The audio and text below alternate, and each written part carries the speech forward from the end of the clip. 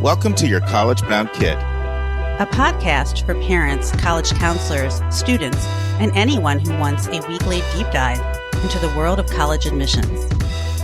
My name is Vince, and I've been doing admissions since 1989 and college counseling since 1998 in California. I'm Lisa, and I'm a clinical psychologist and college counselor. I have a daughter in college, a daughter in high school, and a son in middle school. After 30 years in Chicago, we recently moved to North Carolina. My name is Mark. I'm a college coach in Atlanta and the parent of two daughters. Karis, a graduate of Davidson College, and she is the founder of the Spanish tutoring company, SpanishHelpToday.com. And Joy is a graduate of the University of Georgia, and she is getting her master's degree at North Carolina State University. This week in the news, Vince is in the driver's seat, and we're talking about two different articles, both having to do with the importance of gratitude. An article by Brennan Barnard in Forbes called College Admissions, Thanks in Advance. And an article Jeremy, one of our longtime listeners, sent in to us from the Philadelphia Inquirer called Want to Get into Penn? Show a Little Gratitude, on an essay prompt. Our question from a listener comes from Gina in the great state of North Carolina, Raleigh to be specific. And she says, I understand what need-aware admissions is, but how does it actually work? And our interview is a brand new interview with Wendy Beckemeyer, our first interview ever from the great state of Iowa. And we'll be discussing Cornell College. Friends, Christmas is almost here. We still have a few days to go, and Vince Garcia from Los Angeles is in the saddle today. How you doing, Vince? I'm good. Thank you so much for having me. Oh, thank you for coming back every single month after month, being so consistent. We appreciate you. Thank you. So today, before we get into an article, we're going to, of course, start out with our admissions tip. And Vince is going to share one, and I'm going to share one. So go ahead, Vince, kick us off. All right. So we're just coming out of early decision. There are a couple things that I would say. It's really important to take a day, sort of assess where you are. But as soon as your day, your 24 hours is up, it's time to get back on the horse. And you want to continue, especially if you're deferred or if you're denied, you want to give yourself that time, 24 hours, and then get back on the horse. Because in that week, by the end of the week, schools are going to close. And if you're going to add schools, you want to make sure your list is together and you've checked in with your school counselor and your teachers, and they know what else is coming. For those students who get good news, you also want to be mindful of some things as you go into the holidays. You want to be supportive. You do not want to have a reaction that changes the school dynamic. And I've seen those happen before. It's like birth announcements nowadays. People like hot air balloons. Nobody needs that kind of atmosphere at the school. So what I recommend is make sure that you celebrate. It's best to get that news in private. I don't think you want to be checking your portal from your phone in the middle of class, and that changes the whole dynamic of school. And then I think it's also important to keep in mind that your admission is contingent on continued performance. So your grades may finish. You may be finishing that week. You may come back from the holidays and finish the semester in January. But you want those grades to be reflective of the kind of student that you'll be in college. So I encourage, whether you're deferred, denied, accepted, keep up your grades, and then make sure you stick to your plan and let people know what that plan is. So if you're going to add more schools, you want to be very strategic about that. And you don't want to add, I would say, you don't want to add a lot of schools where you've demonstrated no interest, especially if it's a private university.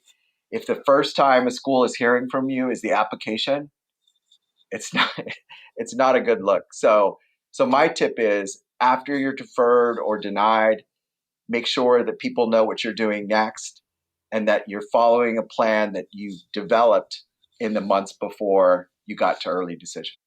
Yeah, and the reason why Vince says the one point, especially with the private schools, is it's so transparent to them what's going on that, oh, you applied somewhere, you got denied, now you're reaching out, and we're either an afterthought or we're a backup.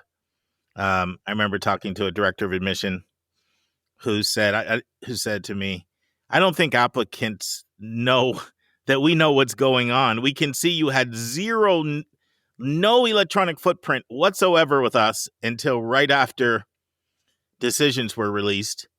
And sure, there'll be some that if they see a diamond in the rough, they'll still take that kid. But, schools have egos, and they're also looking at yield. A lot of what you said, Vince, also applies to early action, too. Yeah. Because more people apply early action than early decision. And those decisions are coming out, and all the same things you said about, there's language in that agreement that says that, we accepted you contingent on your performance being similar to what we've seen. And, we reserve the right to rescind it. And right now, in this area of social media, a lot of that rescinding is not necessarily academically. It can be somebody, pictures started surfacing around and cyberbullying. And a lot of times it's character related, even more so than the academic stuff. Yeah. Now, Vince, I'm curious, how do you advise your students that are applying ED when it comes to completing other applications before they hear from their ED school versus waiting until they hear? Did that make sense? Yes, absolutely. So the first thing we do is we check to see which ones offer an interview and how they do it. So if they offer the interview after you've applied, we want to make sure that app is ready to go. So you're able to submit early, because some schools, I remember, and I don't know if it's true for WashU this year, but you had to apply by the 20th to get an alumni interview.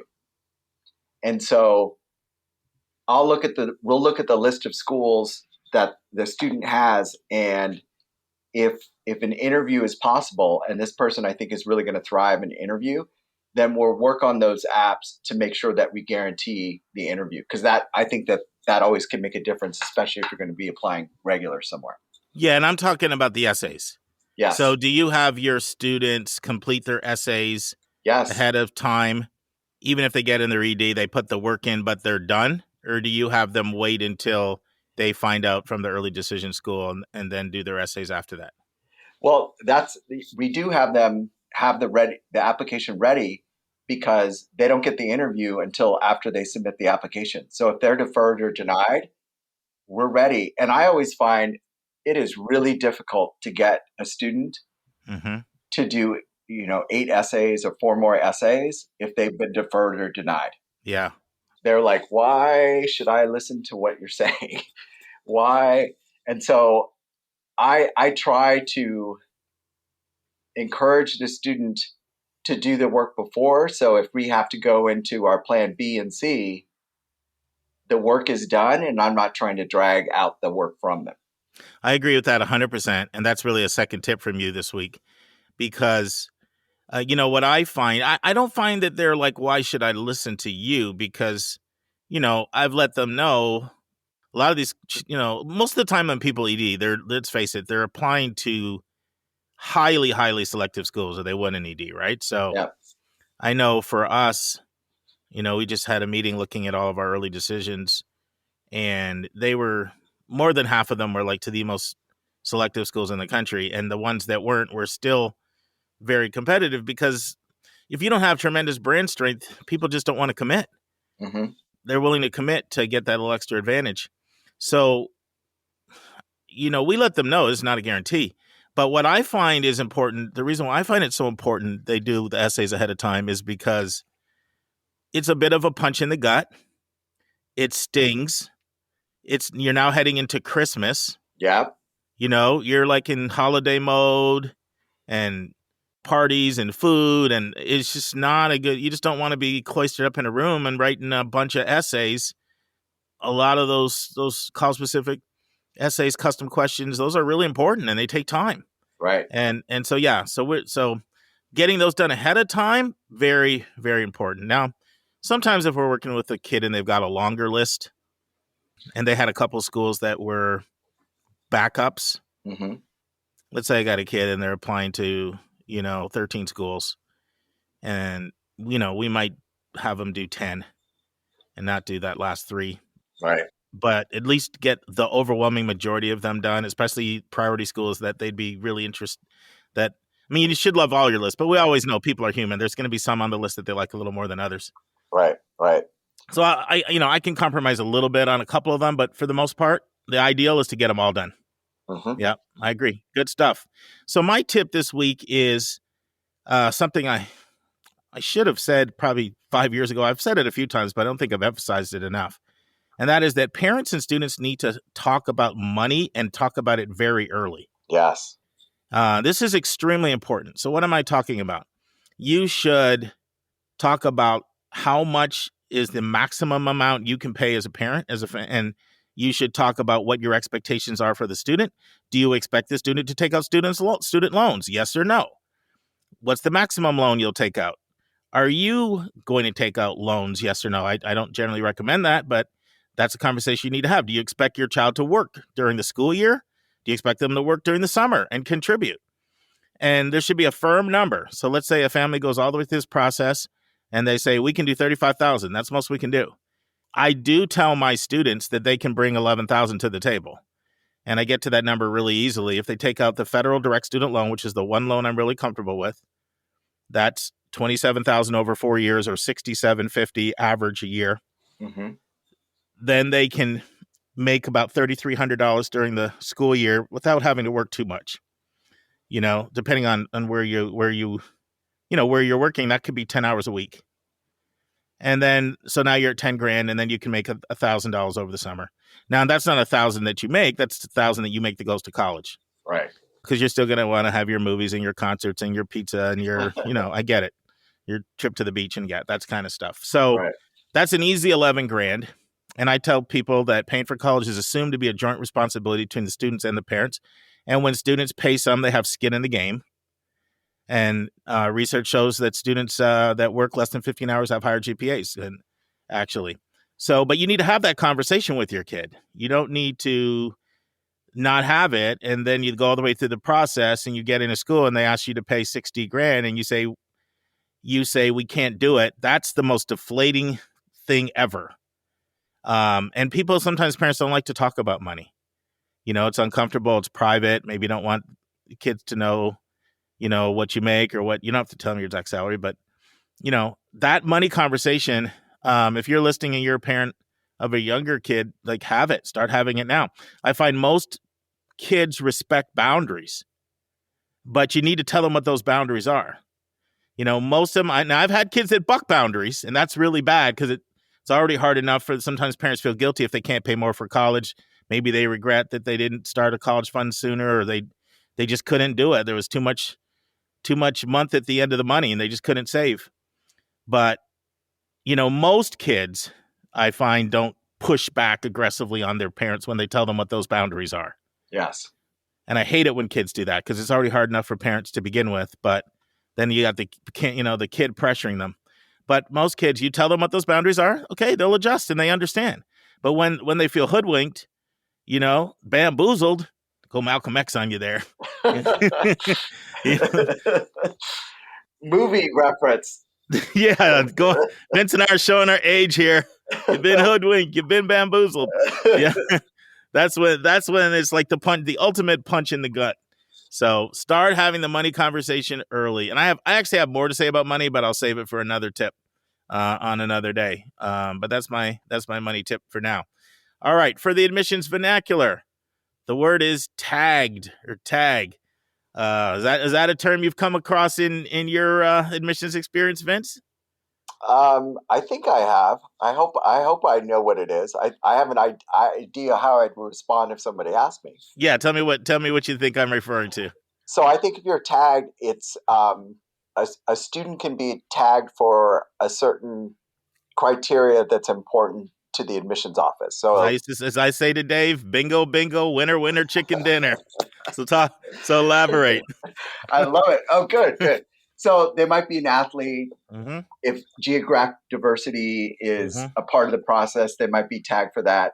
They could be tagged for a talent. That often happens: athletics, music, visual arts, performing arts, dance are all tags. And then I think sometimes they could be tagged because of the school.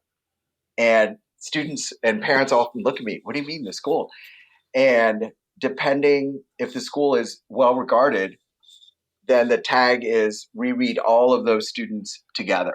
So we're making good decisions that are consistent with the school and we can have a good conversation with them. So the tagging process helps them create the community that as an institution are their priorities.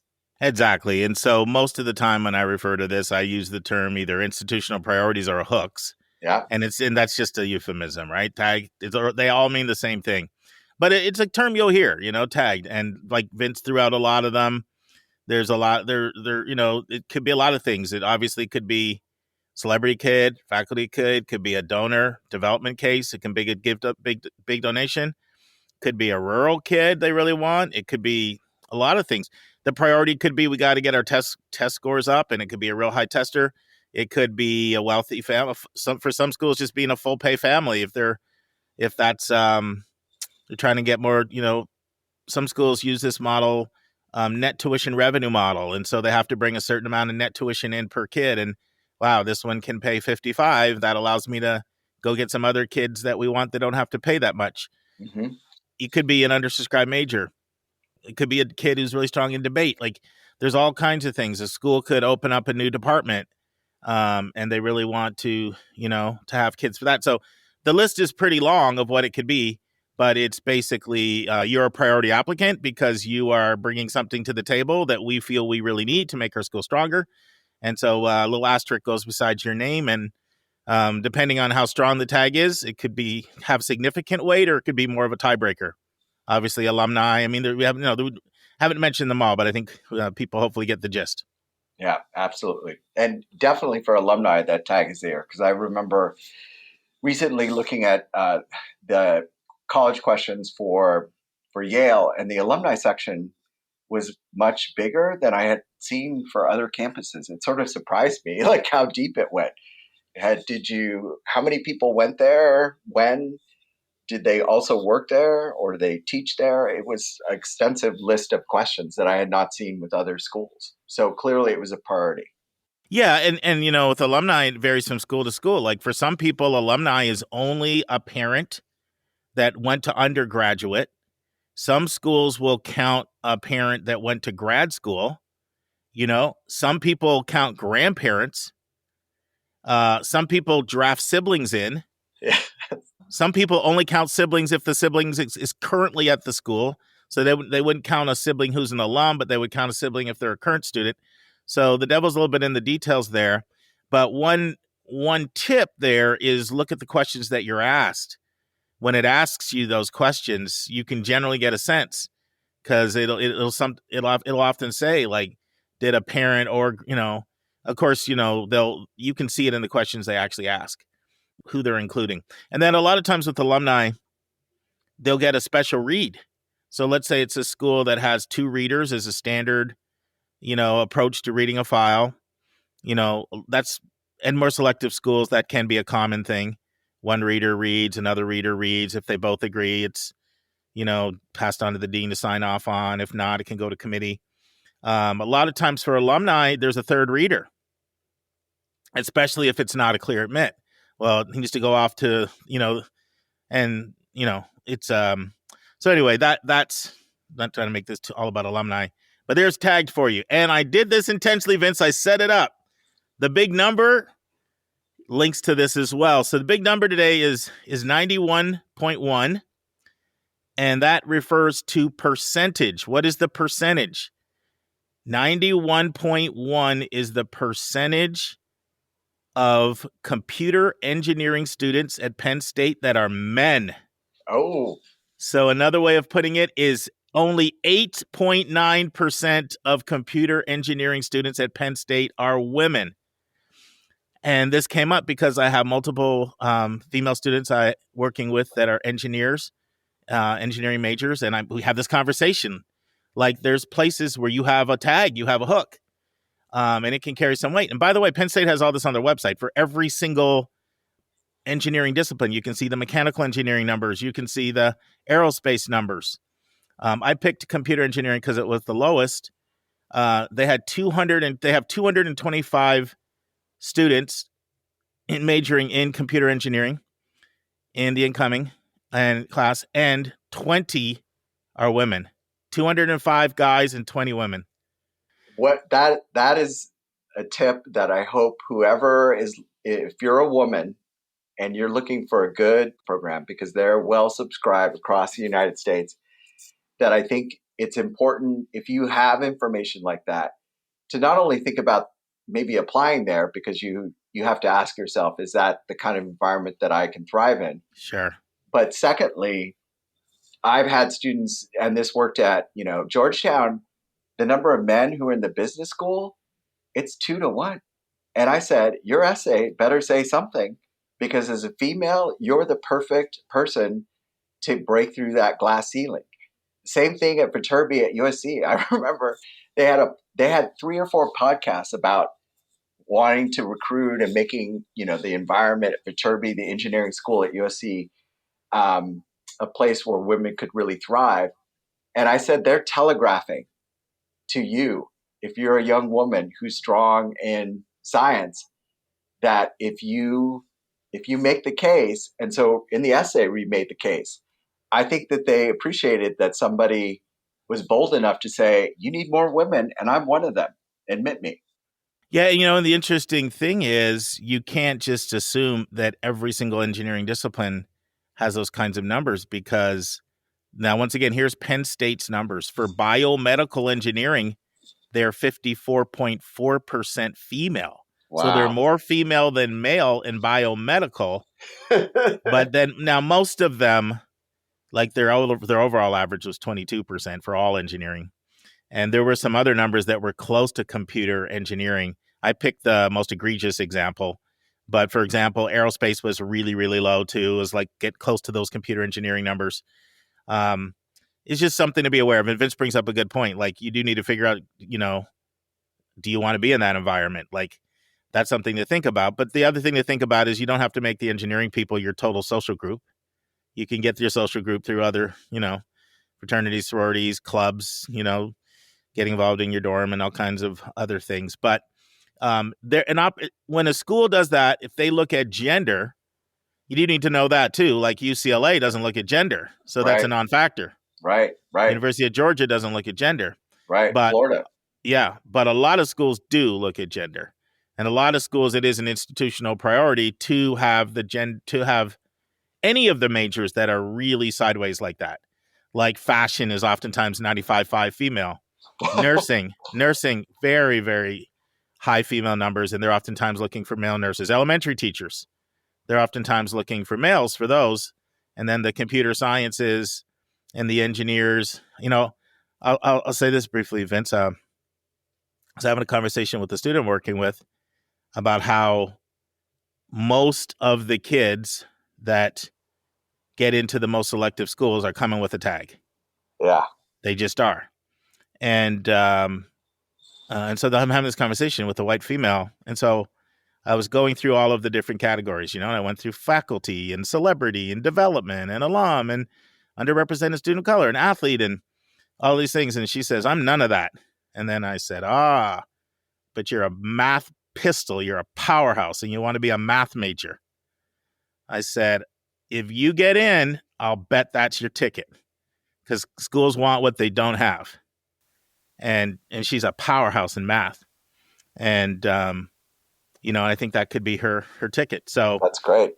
So anyway, hopefully these tips were helpful to people. And now it's time for Hot Topics in the News.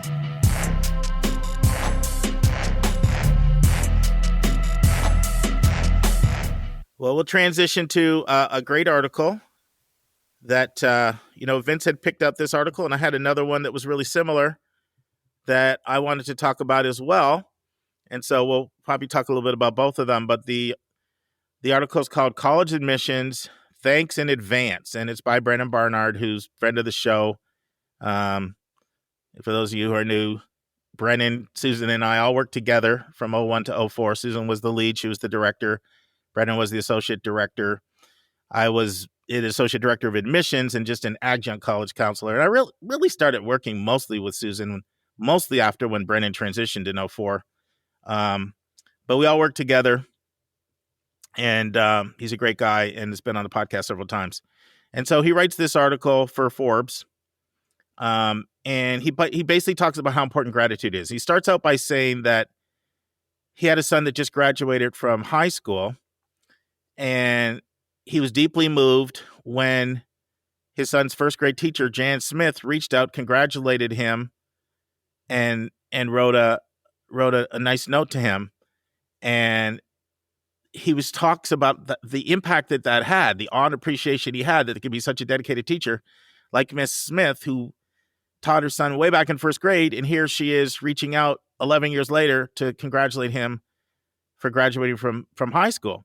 And so he's talking about the power of gratitude, and he goes on to say that as a school counselor, when I begin the college admissions experience with applicants and their supporters, I ask my students, turn to the adults in your life and repeat 2 phrases. I love you and I thank you. And he says they are thanking their supporters for years of past investment. And then he says in the article, he says that there's a lot of stress in the admission process. And he lists some of the stress factors, and he's coming from a student's perspective. He says a student feels stressed about finding a good match. They feel excited when a school stands out. So he's kind of talking about the emotional roller coaster they go on. They're stressed about the essay. They're stressed about their test score. They're stressed about the application. Then they're excited when they hit submit. Then they're stressed when they get a denial. Then they're excited when they get an acceptance. So he's going on this sort of roller coaster ride. They're stressed about choosing a school. He says, you get the point. It's a roller coaster. Wow. It's a roller coaster, and it starts to wear you down as you go down the tracks. And then he shares some of the research on gratitude that's come out. And a quote in the article says, rather than I have to get through this, it becomes I am grateful for the privilege and opportunity to do this when you have a perspective of gratitude. And then he talks about the science and some of the research that comes out. Here's a quote from the article. It says, the research on the power of gratitude is hard to ignore.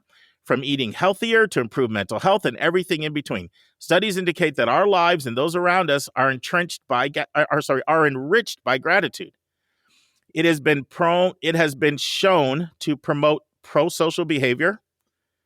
And he talks about a white paper that was done called The Science of Gratitude, which was prepared for the John Templeton Foundation by the Greater Good Science Center at UC Berkeley.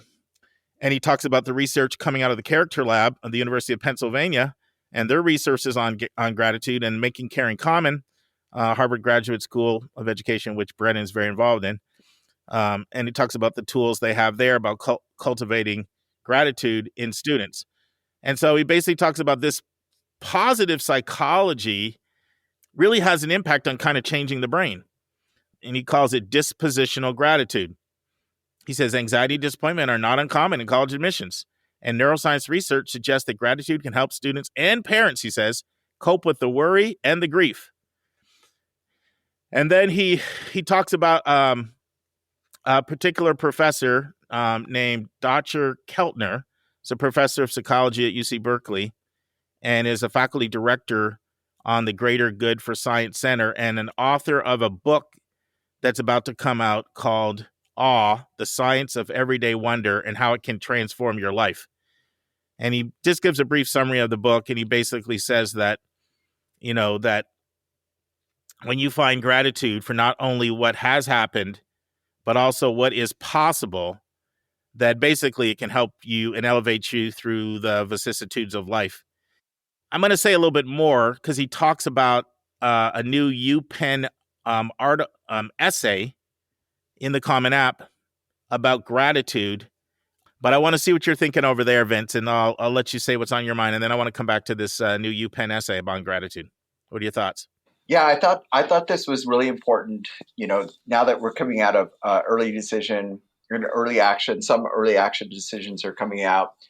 most of the flagship schools, Michigan, Wisconsin, Texas, will come out at the end of January. But you can really, a lot of this process is about mindset. Mm-hmm. And I think that sometimes people get lost in, I've got to get through this and endure this, rather than I'm really grateful to have this privilege and the opportunity to move forward in this process, because I've developed the skills and the traits and the interest to complete successful applications. And so this was a great reminder for me and the work that I do with students to stay positive, because we've done the work to lay out sort of a disposition of being grateful for the things that have brought us to the place where we can be successful in this process. And I think that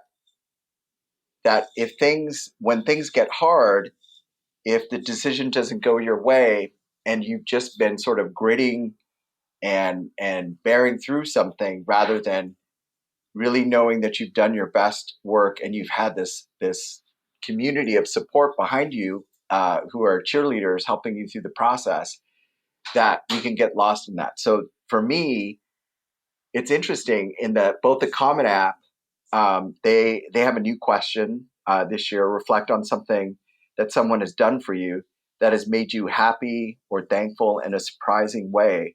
How has this gratitude affected or motivated you? And when this question came out last year, only 3% of the respondents on the Common App answered this question. And I wasn't surprised, because we're coming out of a very difficult time. And we continue to be in difficult times.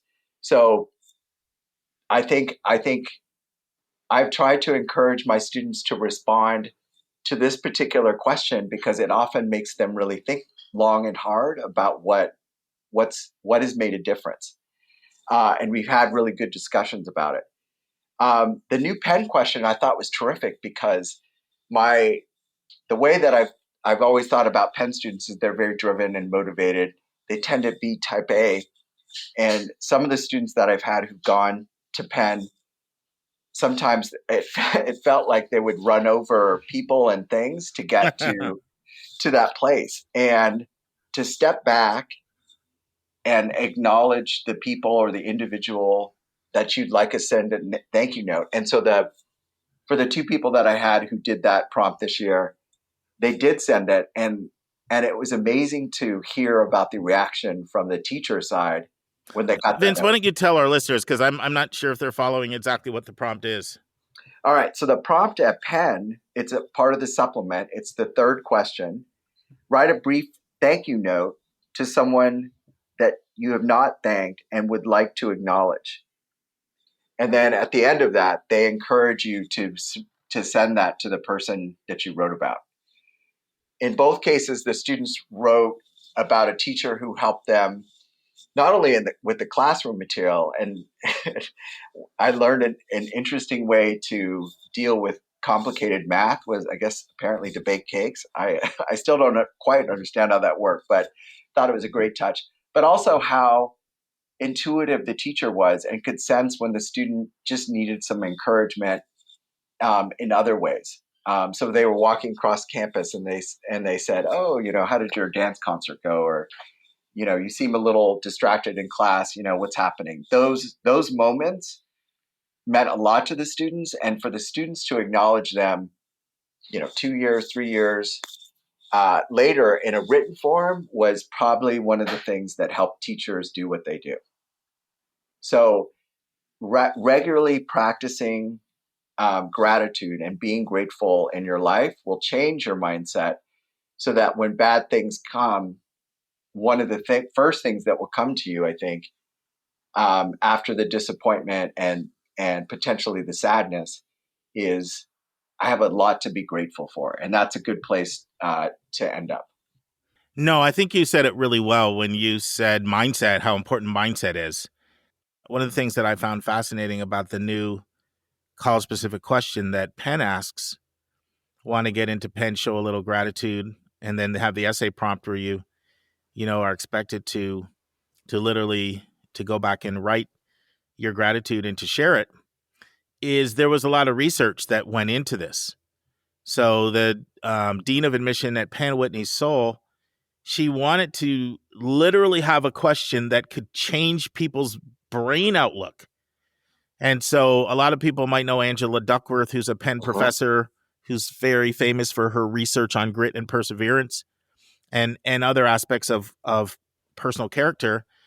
Whitney consulted with her and with others and said, how could we design a question that could literally impact our applicants' mindset and their worldview and their outlook on life? And I thought, wow, that's cutting edge. That's cutting edge when you start to design a question in a way to like shape minds like that. And it is a powerful essay. It is a powerful essay. Having people go through the process. Okay, who do I want to identify? That makes you brainstorm and think about all the people in your life, and then to put something on paper and then to actually share it with them. Because it's also a lesson in how people are deeply moved when you do something like that for them. And I think for high school students, that can be transformative. Like, wow, I had no idea how deeply moved somebody would be. That's a powerful lesson you can take with you and carry it on into your business life and your personal life. So yeah, so in an ideal world, Vince and I would be doing this right on Thanksgiving, capping Thanksgiving season. But you know what? We don't always have to be thankful only during Thanksgiving. So maybe it's actually better that we're here in mid-December and we're talking about the importance of the gratitude attitude. Anything else you want to share, Vince? I think one other thing that I would want to share is, I think as I move through the process of working with juniors this year, I think that middle prompt on the Common App that only 3% of the applicants use, I think I'm going to start there because maybe I can trigger a new mindset. And in my parent questionnaire, maybe include that to help them remember, we're helping, we're all on the same team. We can develop a new mindset. Cool. And I have to give a huge shout out to Vince. He treated me to a really nice breakfast, introduced me to some really cool people, and kind of gave me the royal treatment. As many of you know, I'm just coming off an 8-day stint here in the great city of Los Angeles and sunny Southern California, 9 school visits. You guys will be hearing a lot more about those visits coming up in weeks. But Vince was like, "Hey, we got to get together, man. I gotta have you for breakfast and let you meet some of my peeps." So just wanted to personally thank you for that, Vince. Very kind to you. You're welcome. And now it's time for a question from one of our listeners.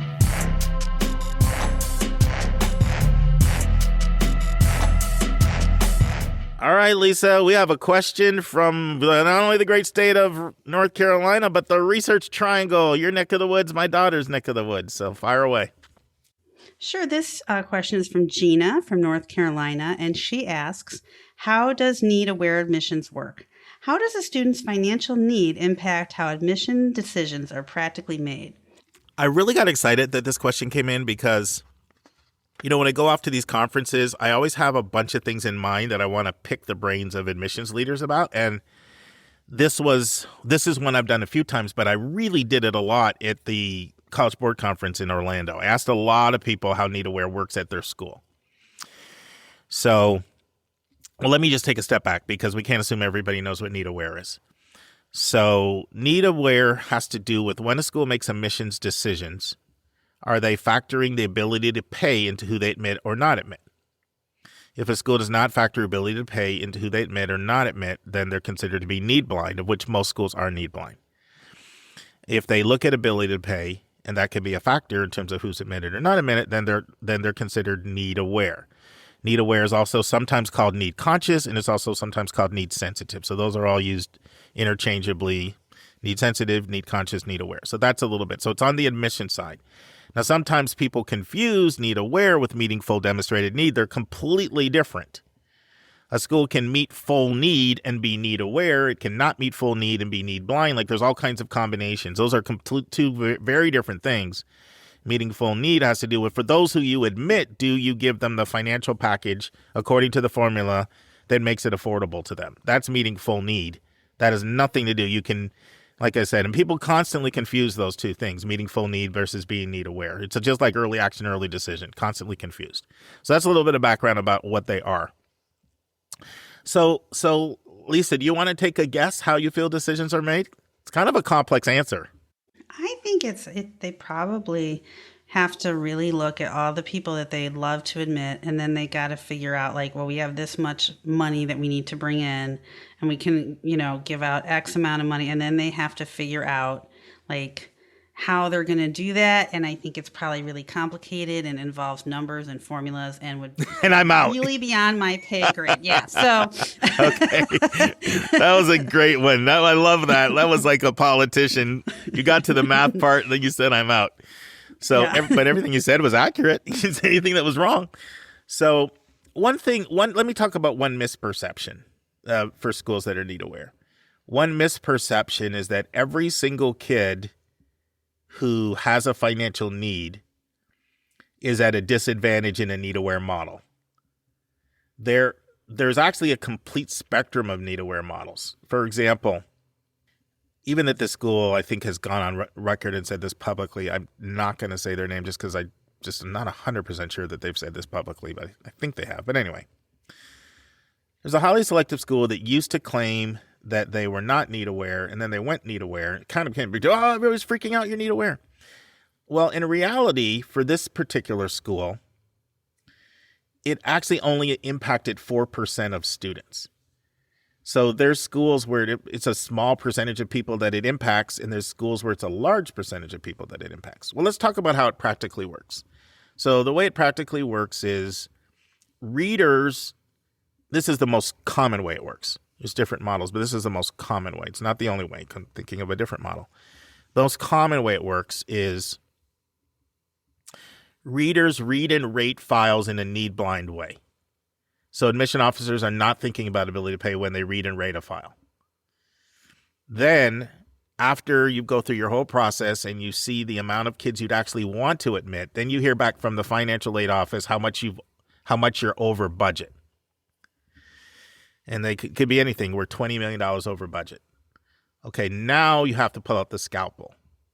So in most instances, people actually read need blind in their actual reading and rating, as opposed to, okay, I'm looking at your finances, so we're going to ding you right up front, even in the initial rating. That's the most common way. So now what happens when you're over budget? I've had 3 different distinct perspectives communicated to me, and well, a 4th most recently. So what are they? One is, well, I'll use the model that we worked at when I did it. It was just a common model, which is, so we met 100% of need, but we were need aware. So what did we do? What we did was, once we got that report back financially that we were way over, we, for the most part, but not exclusively, we looked at who are the largest aid awards, because that's the quickest way to really get rid of, if you're $10 million over budget, a good number of the $50,000 aid awards had to go. And that I was in there fighting because I did a lot of that recruitment for those kids. So I was in there fighting for them, but I knew that they were on the chopping block because that's a quick way to get rid of. So that was a top priority. Another thing, and we also did this too, is you look at your rating system. And you look at your rating system, and whatever your rating system, and there's zillions of rating systems. What am I referring to? Admissions officers, when they read file, they rate files. You'll see all kinds of systems. There might be 6 categories, 4 categories, 3 categories. When we did it, we used a 1 through 9 system with 3 categories: an academic rating, a personal rating, and extracurricular rating.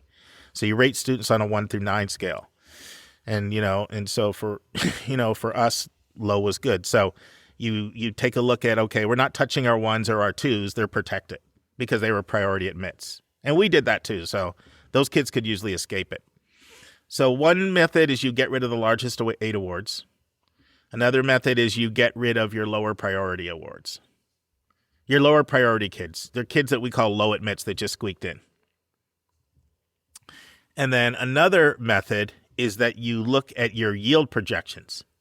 So schools have very sophisticated ways of predicting who's likely to come. They may know that, we don't do well with kids that are coming 2,000 miles away, or we don't do well with kids that have 1550 SATs when our average is a 1350, we just don't do well with those kids. Like we're not likely to yield them. Or all kinds of other factors. We don't do well with kids that have not shown any engagement. We don't do well with kids that haven't visited. Like, to have all that data, right? And so some schools will first cut kids they're unlikely to yield. I don't know if this is still how they do it, but a few years ago, Wesleyan University used to identify those who they were unlikely to yield, and they would waitlist those students as a way to get under their budget. So I knew all that before, and those are all answers that I've heard. What I did on the conference was I started talking to a lot of people asking this question to see what was the most commonly heard term. And the most commonly heard thing was, quite honestly, how we did it, which was it's a combination of your low admit. So the first kids that go were the kids that squeaked in. So that's box number one. Who just squeaked in? Sorry, you just squeaked in barely. You have to go. And then the second thing was the big awards, because you're trying to get down the budget. And so that was the most common answer that I heard, which is actually how we did it. But it's not the only way. One thing, and I have to really give a shout out here, because most schools are not this transparent. And I have to, once again, thank both Matthew Hyde at Lafayette College, who's over that office, in their admission office, and Salingo. He talks about this in his book. So the way Lafayette does it now, which is different than the method I shared with you, that's why I say schools are differently. They were doing it the way I was talking about, but what happens is at admission office, you get really attached to kids. And then at the end, when some of your favorite kids go on the chopping block, you're totally demoralized. So what Lafayette does now basically is on the front end, they basically create almost two tiers, like who has an EFC of 35,000 or more or less. And if you go into the 35,000 or under bucket, you're going into a high need bucket right away. And they'll take some of those kids, but they can't take that many in order to meet, so, and the numbers there, like they have a $17 million financial aid budget, and their need came in at $51 million. So look how much slashing is being done. 2/3 you got to get from 51 down to 17. And I only know these numbers. This is public. You can read it. This is in Salingo's book. He gave the numbers because Matthew Hyde divulged all this stuff, which I give him credit. Most people do not want to share that kind of information. So I don't know this from any inside knowledge. It's just literally from reading that chapter in the book. So what they found, and I get this as a former admission officer, if everybody got to have some of those kids from that under 35,000 bucket. Like every admission officer got to have a couple admissible kids that were in there. But what it did was it kept them from getting so attached to kids, only to have them in to get them kicked out at the end during the shaping process. So those are some of the most common ways that I hear. So just in recap, there's looking at who just squeaked in.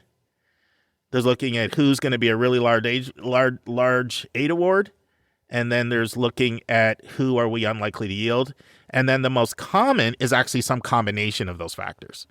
So for us, it was who just squeaked in and who were large aid awards. Those were the most common combination. Any thoughts, Lisa? Well, it's really complicated. I mean, it's a little depressing, I think. I know. It is a little depressing. People really kids can't control how much money their family has. And, they're losing out on some opportunities there, especially I feel like kids who kind of in the middle, like if you're a really strong kid with a 0 EFC, you might be able to, get a really nice package from some of the schools that will meet your full demonstrated need. But if you're like that kid who's got the EFC of like $32,000 or $27,000, it's hard to find, a good match. And so it's a little bit of a struggle. Well, you know what was really depressing, and this was right in Salingo's book. There was literally a kid in Lafayette's pool. He was ranked 6th in his class out of 500. So he's basically top 1%. But he was in that under 35,000, and he never made it. Mm-hmm. When that kid would have just sailed in with more money. Oh yeah, I mean he would have done if he had. So money, the point is, like you had to be pretty extraordinary in that lower bucket to get through their process, and so you do see how much of a role money plays in these private schools. But here's the thing. You have, like most public schools are not need aware. Mm-hmm. But so they aren't. Very few public schools are need aware. But don't think it's any better because you know what they do? They just gap. They just They gap. gap you. Yeah. So for those of you who don't know what gapping refers to the fact, let's say you can afford to pay $30,000, and a school costs, $60,000. So you have a $30,000 need, but they give you $5,000. So now you've got to come up, like there's $25,000 you're on your own to come up with. That's a $25,000 gap. They don't give you your need. Right. And once again, most people already don't agree with the formula to begin with because it takes such a high percentage of your income. So when you're gapping on top of a jacked up formula, it's really bad. And that's why we have one of the main reasons why we have such a debt problem. So now one thing I feel very, very strongly about is I would much rather see a school meet full demonstrated need and be need aware than to gap and not be need aware. I really would, because the problem is all the pressures that are on a parent and a kid with the marketing to want to go to certain schools, and then you get in and with an unaffordable offer, it's just too much pressure, and there's going to be too many people that are going to succumb to it, and they're going to end up making the loan. Yeah, they're going to end up either taking the loan, or people do other things too that aren't good, like they tap into their 401k and there's no loan program for your retirement.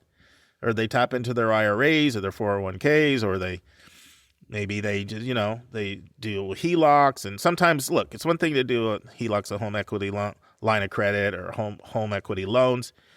I can't say they're all bad, but, it's a very big difference if somebody's sitting on $1 million of equity and they say, okay, we'll tap into 50,000 of that, versus if someone has 50,000 of equity and they take 40,000 of that. Right. So I'm not saying like HELOCs are always bad or home equity line of credits are always bad.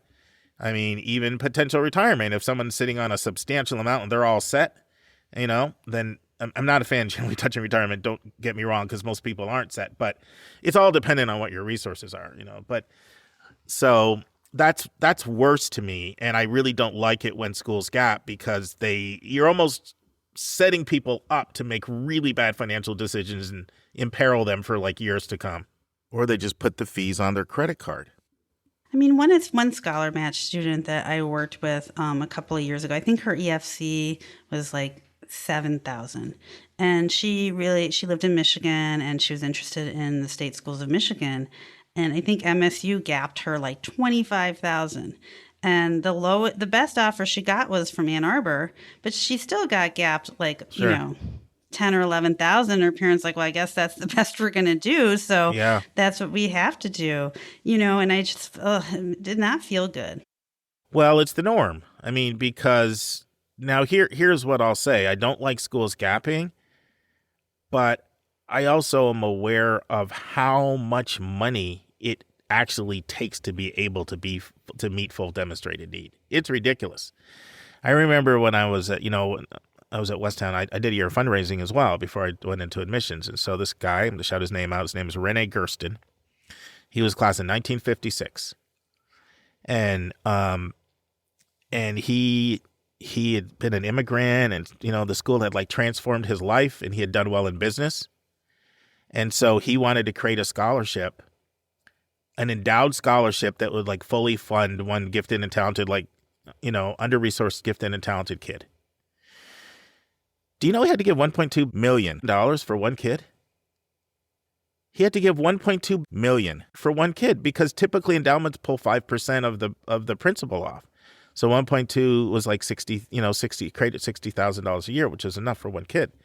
And so when you realize like how much money it actually takes to cover the needs, like it's there. You know how many schools would love to be able to meet full demonstrated need? Like there's a reason why only 3.5% of schools do it. Yeah. Look at like there's pretty much no public schools that do it. UVA and UNC get the closest to doing it. Michigan doesn't do it. They're sitting on a lot of money. Texas doesn't do it. These are some of the wealthiest public schools. Texas A&M. These schools don't do it. And so I can't be critical of it, but it's just sad that money plays a way bigger role in who actually ends up at certain places than we've probably talked about on this podcast. Yeah. No, it I'm affects sure where it people does. recruit. A lot of the selective schools, not necessarily the most selective, but a lot of the selective schools are need aware. Even like some really prestigious schools are need aware. I mean, Cornell College is sitting on one of the largest endowments in this country. And there was talk that came out of there for a while. They were going to have to go need aware. Now, there was blowback like crazy from the alumni, and they ended up raising the money and not doing it. But, you know, it's like incredibly hard. There's a list of schools, and there's 30 schools technically on the list that meet full demonstrated need and are need blind.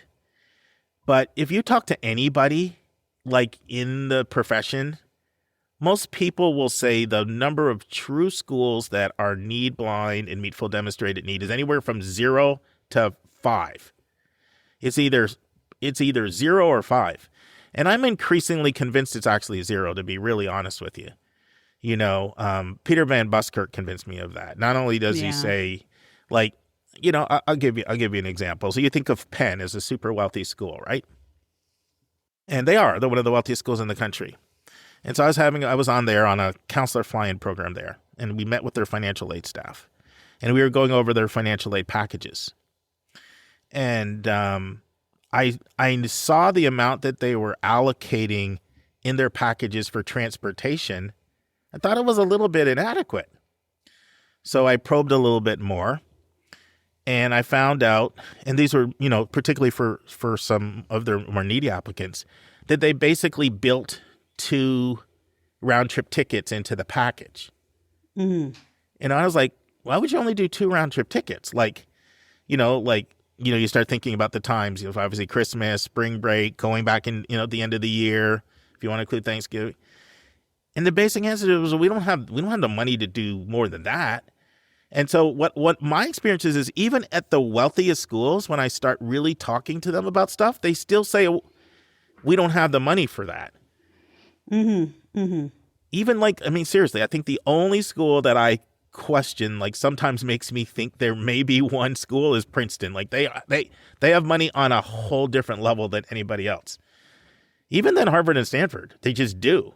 Because you have to look at their, endowment per student, and they don't have the big medical complexes that some of those other places have where that money's designated. So, but even still with them, I still question because they still intentionally recruit from wealthy neighborhoods. So there's not a school that could not recruit wealthy neighborhoods and pay their bill. That still has to be part of their plan. So it's kind of heartbreaking that money ends up playing such a big role. And think about it, it's not really something that they're going to talk about that much. Oh, one of the reasons I'm here is because you guys can pay. You're not going to say that when you're traveling, No. So it's just sort of like your deep pockets around here. They look pretty good. Yeah, no, they're not going to say that at all. I mean, who would? Yeah. So, it is what it is. Like a lot of things, you get advantages and a lot of advantages come in life if your parents have resources, right? And so. Right. It's like trying to buy Taylor Swift tickets. You know what I'm saying? It's complicated. I heard they were, I know who that is. And I heard they were, no, you know how I was having a meeting with a former client, and I was just checking up to see how things were going with his parents in Chicago, actually. And she said, Mark, don't call me between 9:40 because that's my Taylor Swift window to get tickets. Yeah, no, Taylor Swift and those tickets have taken up a lot of my week, having teenage daughters.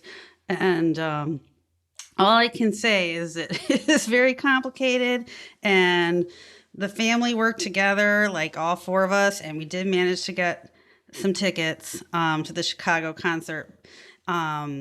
But that we bought without having tickets. To play an arm and a leg, because I heard they were going for $5,500 on. We paid face value for them. It took way too long, and was way too irritating. There was too much crying involved. But Lily did last night sell 2 of the tickets. They were $100 tickets. She put them on StubHub for $700 a piece, and they sold in 2 seconds. Look at the business lady she is. She's like, I should have charged more. I'm yeah, probably, but because one of really those things was charging $5,000 for his daughter, so it's fun. Yeah, no, so it was fine. We felt okay about it. So, but that paid for all the tickets, and she made $400 total. Wow, you got a businesswoman over there. Well, I'm telling you, the amount of hours, though, I'm not sure it was worth it. I could have made $400 in 2 hours, doing some sessions, and not at all been stressed out. So, sure. But anyway, yeah, but getting into Yale is getting Taylor Swift tickets, I think. That's a likely analogy. How did we end up at Taylor Swift? Well, Unless you're Taylor Swift. We were talking about the advantages of resources. Is that how we got there? But yeah, anyone can go to Taylor Swift concert as long as you have $5,000 a ticket, right? So I think it's time to end. I think we're going off in different directions. Sorry, it's late. Sorry, folks. No, any more questions I need to wear? No, I mean, I think it's pretty clear, and like we said, it's not ideal. But do you think you have a better understanding of ways in which schools make the decision? Okay. Yeah, absolutely. Okay. And I just wish, like in our country, we weren't even having this conversation. Because so many people I talk to from other countries, they're like, "You do what? You pay how much? Why? What?" Because their college is paid for in many respects. So. Anyway, that's a whole other conversation. Yeah, that's another question for another day. That's right. Well, thank you, Lisa, as always. And thank you, Gina, for sending in such a great question. Yeah, thank you, Gina.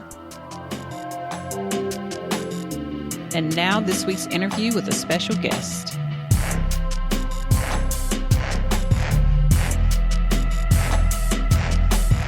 Friends, very excited to kick off a brand new interview today with Wendy Beckemeyer, VP of Enrollment at Cornell College.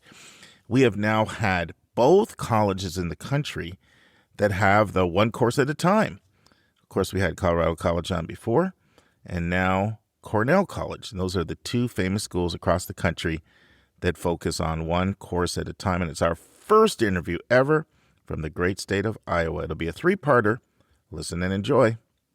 Friends, you're in for a treat today. I'm here with Wendy Beckemeyer from Cornell College in Iowa. How are you, Wendy? I'm doing terrific. It's so good to be here with you.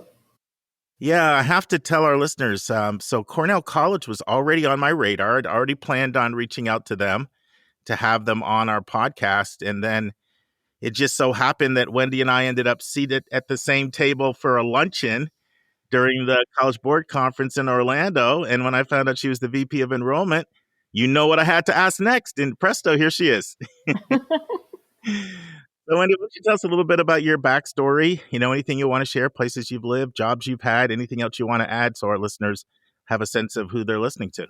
Sure. Well, I'm originally from Southern California. I went to a regional institution, private institution in California, Lutheran University, and loved my experience there. Ended up starting in admissions there. Met my husband on the road at a RMACAC fair, so that's always something that people love to hear. So does that mean he's in admissions as well? He was. When we met, we were each working for our alma maters, and when he relocated out to California, he went into sales. So we didn't stay in the same field, but he understands all of the things that I talk about at home over the years. So we've also lived in Missouri, and I worked at Cotty College, in New Hampshire at Colby Sawyer College. In Western New York, which today is getting a boatload of snow. I mean, just more snow than they probably have had in I don't know how long. Wow. Yeah, like 4 feet or more. Gee. I was at Alfred University, the private University of Alfred in Western New York. Chatham University in Pittsburgh, which is a women's college. Also at Robert Morris University in Pittsburgh for about 8 years. And I'm starting my third year at Cornell in Iowa. So the older sister of the Cornell University in New York. Yeah. And actually, why don't you mention there's actually a relationship between the two? I was reading about Ezra Cornell. Do you want to explain that? That might be fascinating to our listeners. Yeah, sure. So we were founded in 1853. And so we were founded 12 years prior to Cornell University. Our president actually has a law degree from Cornell University. And there's a small group of people who've actually attended both schools. So there's some individuals out there that have attended Cornell College for its undergraduate education, and then a master's or some professional program or PhD program at Cornell University, which is 12 years younger than we are. And there are distant family members from the same larger family that established both institutions. So it's really interesting. And it's one of the things that I find in enrollment is there are obviously more people that know about Cornell University than Cornell College, but they're not disappointed. Sometimes that happens with institutions of a similar name. It's like, oh, okay. But Cornell College has a really distinctive undergraduate curriculum and a great reputation internationally. And so they actually lean in when they hear that we're part of the same extended family and have our own distinction. Well, you just whet my appetite there. So pretend I'm an Uber driver and I pick you up on one of your trips, let's say upstate New York, to go back to Alfred or be in that 4 feet of snow or whatever. And I want to know a little bit more. So I say, Cornell College, tell me about it. How would you answer that question there, Wendy? Well, we're one of 2 institutions in the country that offers courses, one course at a time. So students will take a single course for 18 days. And part of the magic is that a faculty member only teaches the same one course at the same time. So the students and the faculty are together for 18 days. Students typically have 2 hours of course in the morning and 2 hours of course in the afternoon. And then the rest of the time, they're either preparing for the next day or they're enjoying athletics or fine arts or many of the other co-curricular options that we have. They could be working a campus job. But the students really love this kind of academic rigor and the opportunity to focus on an individual course. When you think about what happens afterwards, because our students are still taking 4 courses each semester and graduating in 4 years, they easily sail into graduate school, medical school, into law school. I look around our board of trustees, and we have just a number of people who are attorneys in all different facets of law. But the same is true, a lot of doctors as well. So this rigor and deep learning that's intensified in a short period of time really prepares students for a variety of challenges that they'll face the rest of their lives. Yeah, so our regular listeners will remember Colorado College would be the other school that has the course at a time. And Karen Christoph, their assistant vice president and dean of admissions, on the podcast almost exactly a year ago. So what would you say are the biggest advantages to one course at a time? Well, I think that it really helps develop a discipline to be able to focus in a particular area. Also, if by chance you don't love the course that you're in, you're not in it for more than 18 days. And I'd also say that we look at flexibility differently after COVID than we did prior to COVID. And so a student could stop out or study abroad or take an internship or do a whole variety of things for one course and still be a full-time student and not have the rest of their academic curriculum disrupted. So during COVID, for instance, if a student contracted COVID and needed to go home, it's not as if they lost a semester of their academic work. They were able to still be a full-time student for 3 more blocks and stay on course to finish in 4 years. You know, I laughed because you gave me a flashback. I was at Stanford for a week of training in 2019, and of course they're on the quarter system. And so I asked the same question. I asked you, what are the advantages of the quarter system? And the student said the same thing. They said, if you don't like the class, you're not in it that long. You gave me a flashback, but looks like, yeah, that flexibility can come in really handy in a lot of different ways.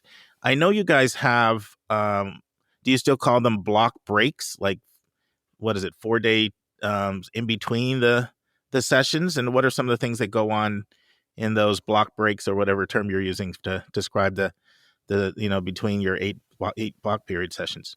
You're absolutely right. We call it a block break. And we also have block friends. So because the students are in one course, they have block friends, they have block breaks. There's all kinds of ways in which the term block is referred to at Cornell. Students will go to Chicago for a few days on a road trip. They will have an opportunity to visit home if that's a time when maybe there's a special celebration in their hometown.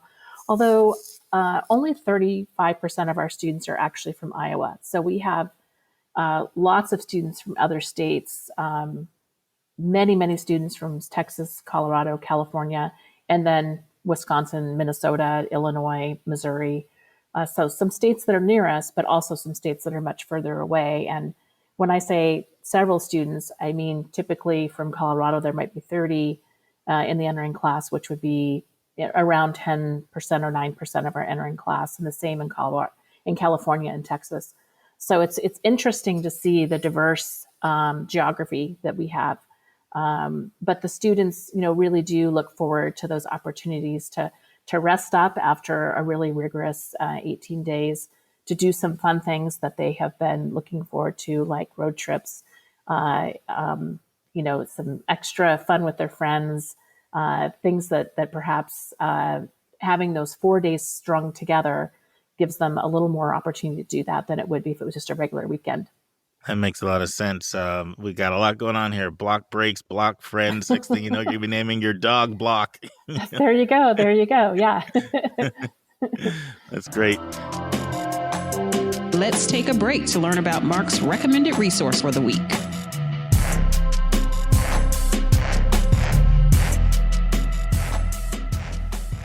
This week's recommended resource is a documentary movie that's right now airing on HBO Max, and it's called My So-Called High School Rank. And it's a documentary that starts off focusing on a musical that was created by a high school in California that dealt with the issues of the constant pressures on students to get ahead and to have very high grades and a high class rank. And the producers of this musical wanted to spread it to other schools. So it not only follows one school in California, but also another school in California, a school in West Virginia, and a school in the Bronx. And it goes through their different processes of creating the musical. However, this film, they started doing it in late 2019, early 2020. And in March of 2020, of course, quarantine started, COVID started. And in that point, this documentary takes a whole new direction, which I thought was really quite moving. I highly recommend it. It's called My So-Called High School Rank.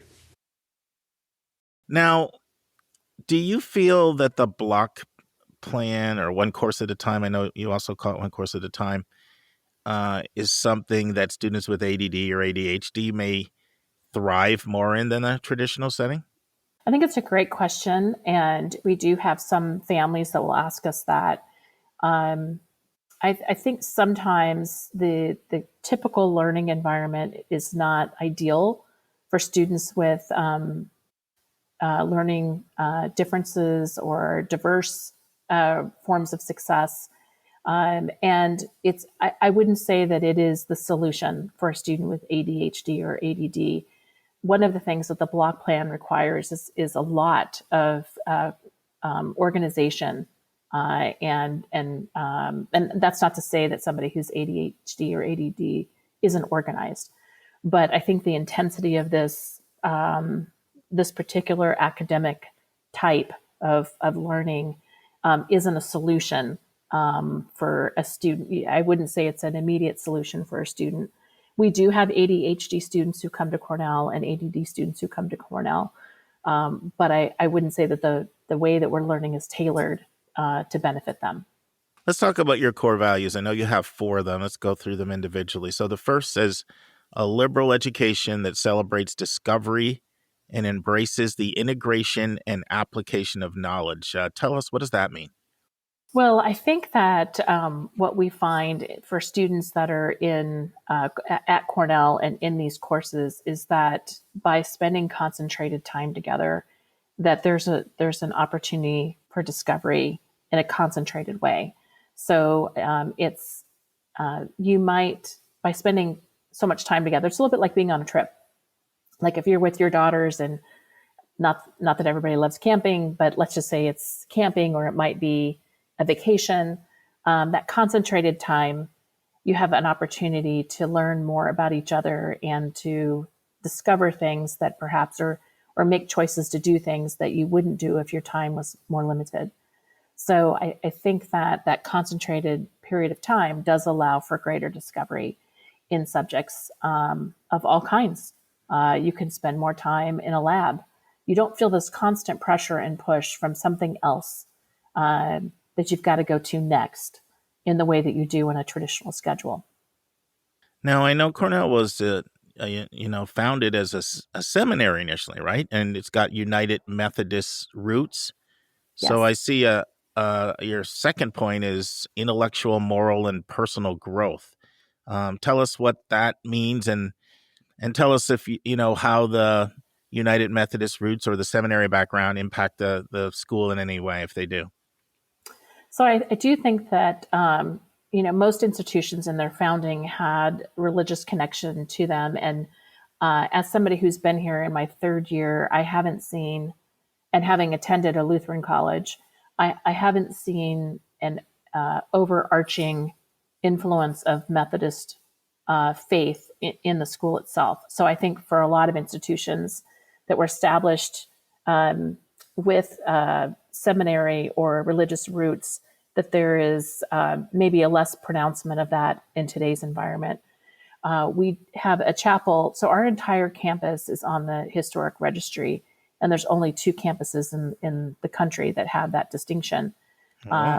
King Chapel is one of our iconic buildings on campus. And one of the things that's really interesting about that building is there have been many, many people who have spoken in that building more as a community space than I would say a spiritual space. So lots of gatherings. Iowa is a state that has a lot of political activity near caucus time. And so we've had a lot of people who are running for office that come to campus and have used that space. Right now it's under renovation, but it was also a space in which Martin Luther King spoke. And while we've been doing this renovation, we found in the walls a couple of tickets from when he was on campus, which was really cool to find. But in terms of your question, that's where we the expectation of how we treat each other, the expectation that we're all going to bring our best self each day. That's more so where you see the embodiment of that core value. Now, another interesting thing I learned is that Cornell was co-ed since inception, which was pretty rare at the time. Any thoughts or comments on that and how that impacts the school? I think it's pretty great. When I arrived at Cornell, it was late August of 2020. And it was a time in which we were all very focused on how far apart we stood from one another because of the pandemic. And so as our students arrived on campus, those of us on the executive team would be there for meals as students walked into the dining hall with their masks on, reminding them to take hand sanitizer, stand 6 feet apart. And, as I was getting to know the students by doing this, I could see the individualism of our students, that it really is a place that encourages people to be themselves, their whole selves. And that is pretty nice to see.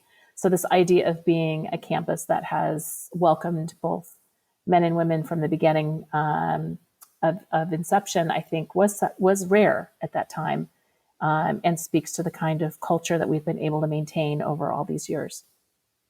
Great. I'll read the last 2 core values together and let you comment on anything you want about them and how they impact the experience. So the third is civic and social responsibility. And the fourth is the dignity and worth of each individual in a diverse community. Anything you want to share about how you feel those core values are sort of lived out in the student experience? Sure. I do think that that what I'm hearing in today's environment, and you may be hearing something different, but what I'm hearing is that there are 3 things that people are really looking for when they visit a campus. They want to know about DEIJ. What, as an institution, how are you living what you're saying about how important that is? Mental health, who's going to care about my student and how will that student be supported as an individual on this campus? And then affordability. And so I think in the first 2, we're really talking about those core values that you were mentioning. And so it goes back to what I was saying a few minutes ago about really creating an environment where people feel like they can be themselves, and that we're also all charged to get better at understanding how we can be welcoming to students in our space. And so we are part of the Association of Midwest Colleges, the ACM, which includes about 10 or 12 institutions. We have training as a consortium We have training on campus. We do this every year. And so it's an ongoing process of understanding how it can be even a more welcoming place and how to meet the needs of students who have diverse needs and interests. So it is work that we're embracing, and we believe we can get better at. And for newer listeners, DEIJ, diversity, equity, inclusion, and justice. And some people, reverse the acronym and go with JEDI, JEDI, same for core values. I would say I hear those things a lot. The other that I also hear a lot would be the career placement, job placement, ROI. If I make this investment, what's the return going to be? So, but I would agree. I hear all those things plus the latter. Let's talk about some of your distinctively strong academic programs. And I know everything's strong, but and I know you don't want a faculty member of some department you don't name to listen to this, but I think every school develops some departments with distinctively strong reputation. So I'll let you take that wherever you want to go. Thank you. And we spent about $100 million in the last 10 years or so on our physical plant. Wow. And some of the, and even as, costs for construction have gone up, I think for an institution that has around 1,100 students, that's a lot of investment in the students and their spaces. And one of the areas where we have focused some resources is really in academic areas, including our sciences, the building where we see the majority of our faculty, the Student Success Center. So there are some places where we feel the students spend a lot of time that we could improve.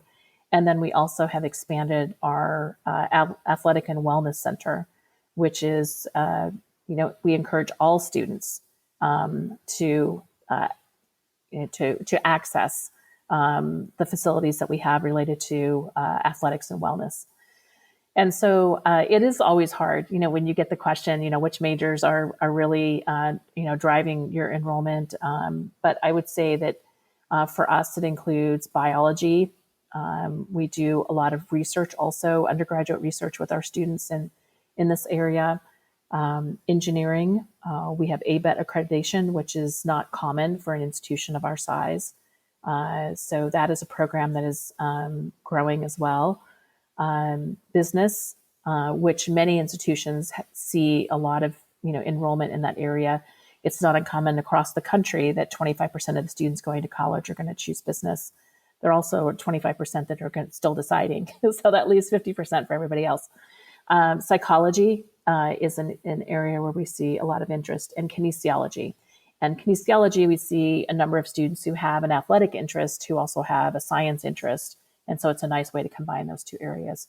So those would be the programs. And I'm sure that there are some that, I'm not thinking of off the top of my head that would fit into that same category. But those are the ones that I'm thinking about when I hear your question. Friends, this concludes part 1 of my interview with Wendy Beckemeyer of Cornell College. I hope you'll join us next week for part 2. And friends, on Monday's episode, I'll scour the country and give you the latest higher ed updates.